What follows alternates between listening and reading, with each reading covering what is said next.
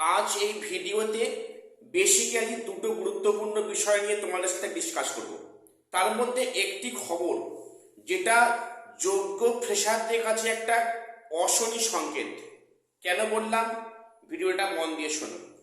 এবং পরেরটি হলো মানে 2016 যে মানে শিক্ষক নিয়োগ হয়েছিল, সেখানে যে ব্যাপক দুর্নীতি হয়েছিল, সেখানে সেই তদন্তের একটা নতুন মোড় ঘুরতে চলেছে। এবং এর ফলে কি আগামী দিনে কোনো ইম্প্যাক্ট পড়বে? এসএলএসটি 2025 এই নিয়োগ প্রক্রিয়ায় কি 2016 যে নতুন করে তদন্ত প্রক্রিয়া শুরু হচ্ছে সেখানে কোনো এফেক্ট পড়তে পারে? আমি সে নিয়েও আলোচনায় আসছি। প্রত্যেকে চ্যানেলটা সাবস্ক্রাইব করে দিও এসএসসি এবং পিএসসি গুরুত্বপূর্ণ আপডেট পাওয়ার জন্য। প্রথম যেটা বলি, যে খবরটা প্রথম তোমাদের বলবো সেটা হচ্ছে কি আজকে কলকাতা হাইকোর্টে সম্পূর্ণ নতুন বেঞ্চে কোর্ট নম্বর 24 নতুন বেঞ্চে নতুন বিচারপতি এজলাসে এক্সপিরিয়েন্সের 10 মার্কস এবং এক্সপায়ারি অফ প্যানেলের শুনানি রয়েছে। এখন বিষয়টা দেখো, এক্সপিরিয়েন্সের 10 মার্কস যেহেতু পার্ট হার্ট শোনা হয়েছিল অমৃতা সিনহা ম্যামের বেঞ্চে, সেটা সেই বেঞ্চেরই একটা জাজমেন্ট আসার কথা ছিল, যেটা আমি আগে বলেছিলাম। কিন্তু সেখানে এক বিশেষ কারণে কিন্তু সেই মামলাটাও নতুন বেঞ্চে এসে হাজির হলো। এখন বিষয়টা যে এই বেঞ্চে মামলাটা কতদিন অবধি শোনা হবে এবং সেই যে দীর্ঘ যে প্রক্রিয়াটা হবে তার মধ্যে কি প্যানেলের কি এক্সপায়ারি ডেট পার হয়ে যাবে না কি মনে হচ্ছে?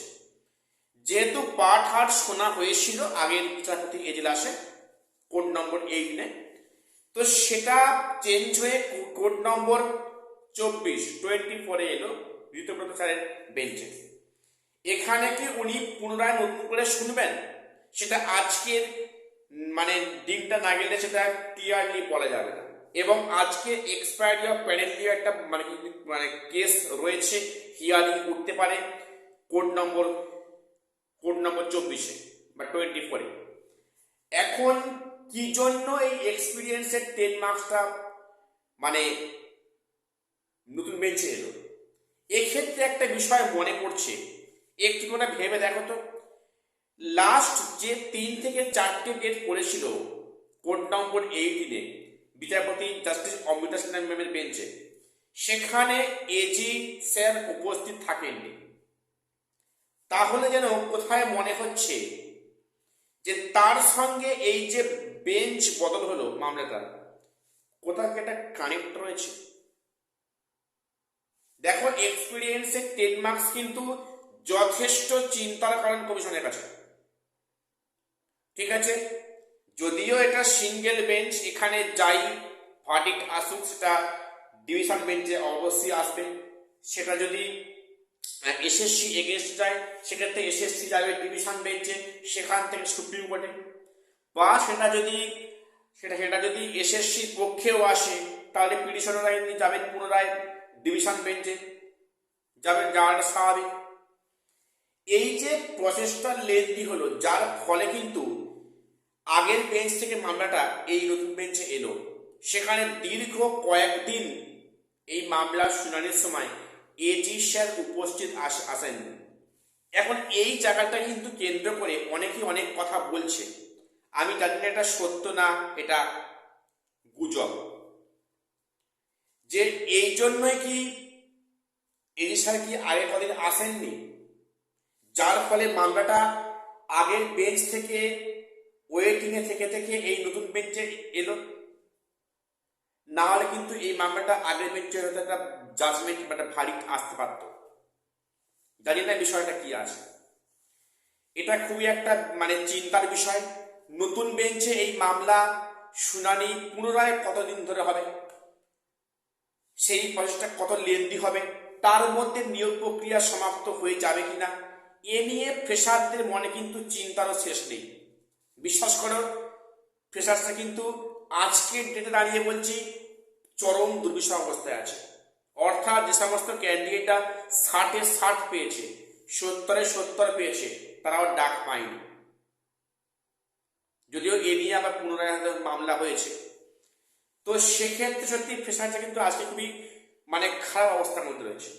যেটুকু আসার আলো ছিল এক্সপিরিয়েন্সের 10 মার্কস নিয়ে, তাও কিন্তু নতুন বেঞ্চে এলো। আশা করছি নতুন বেঞ্চে এবং সেখানে সবকিছু ঠিকঠাকই জাজমেন্ট হয়তো আসবে, সেটা ভবিষ্যৎ বলবে। আরেকটি বিষয় বলি যে নিয়োগ দুর্নীতি মামলায় নতুন মোড় ঘুরল।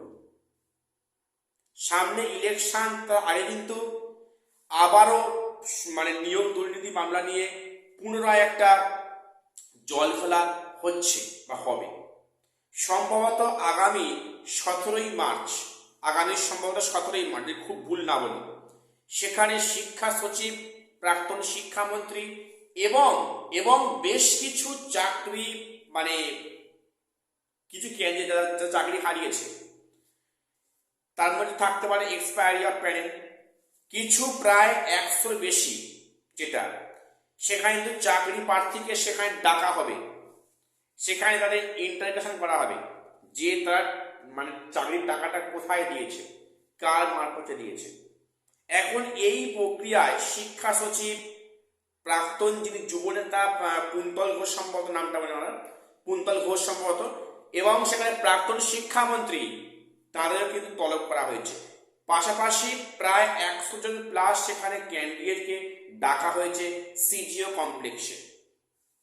এখন বিষয়টা যে এই যে প্রক্রিয়াগুলো হবে, এই যে পুনরায় যে ডাকবে, সেখানে যে পুনরায় তদন্ত হবে, এর কি কোনো ইম্প্যাক্ট আসতে পারে এই এসএলএসটি 2025-এ? তবে সেটা খুব বলা মুশকিল। 17 তারিখে সেটা দেখে কি হয় এবং তারপরে বিষয়টা কোন দিকে মোড় নেয় এবং এর ফলে নিয়োগ প্রক্রিয়ায় কোনো এফেক্ট পড়বে কিনা, সেখন এই মুহূর্তে ওটা বলা খুবই টাফ বা অসম্ভব হয়ে যাচ্ছে। তবে একটা নতুন মোড় খুলছে 2016-র যে নিয়োগ দুর্নীতির মামলা। এবং তোমরা জানো যে 2016 কিন্তু যোগ্য শিক্ষকরা যে কিউরেটিভ ফাইল করেছিল, সেটা কিন্তু গতকাল ফাইল হয়েছে এবং সেটা শুনানিও হবে, সেটা কিন্তু গৃহীত হয়েছে। কিউরেটিভ মামলা কিন্তু সুপ্রিম কোর্টে গৃহীত হয়েছে, অর্থাৎ এই মামলার শুনানি হবে। আমরা সবাই চাই যোগ্যরা চাকরি ফিরে পাক এবং অযোগ্যরা কঠিন থেকে কঠিনতর শাস্তি পাক। তাদের প্রতি বিন্দু মাত্র সিম্প্যাথি আমার কেন অনেকেরই নেই, এটা পরিষ্কার বক্তব্য। তাদের সুদ সহ টাকা ফেরতের জন্য বন্দোবস্ত করা হয়, এটি আমার মানে বার্তা সবার উদ্দেশ্যে। তো এখন দেখা যাক আজকের এক্সপিরিয়েন্সের 10 মার্কস বা এক্সপায়ারি অফ প্যানেল নিয়ে কি জাজমেন্ট আসে। তার উপর ডিপেন্ড করছে আগামী দিনে এই মামলাগুলো কোন দিকে আসবে বা কোন দিকে চালিত হবে। আজ এটুকুই আপডেট দেওয়ার ছিল। প্রত্যেক চ্যানেলটা সাবস্ক্রাইব করে দিও এসএসসি পিএসসি গুরুত্বপূর্ণ আপডেট পাওয়ার জন্য। আর শেষ করলাম, দেখা হচ্ছে পরে কোনো ভিডিও।